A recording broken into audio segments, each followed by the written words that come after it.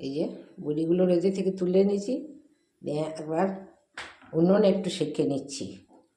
উনুনে একটু সেঁকে নিলে বড়িগুলো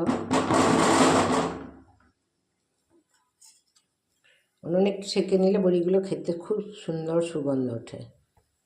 এই দেখো বড়ির ফাইনাল লুক দেখো,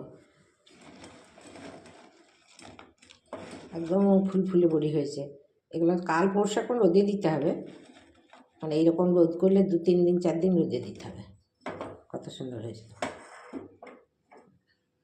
আমার ওই টিনে দিয়ে একটু সেঁকে নিই, সেঁকে নিলে পরে এই কালারটা আসে এবং খুব সেন্ট হয়, খুব খেতে সুন্দর লাগে। দেখলে কেমন সুন্দর বড়ি হয়েছে। 2-3 দিন রোদে দেবো, কালকেও খাওয়া যাবে, তবে রোদে দিলে ভালো হয় আর কি। রোদে দিয়ে শুকাতে হবে তো, তবে তো কৌটো তারে ভরা যাবে। থ্যাংক ইউ, রাখছি।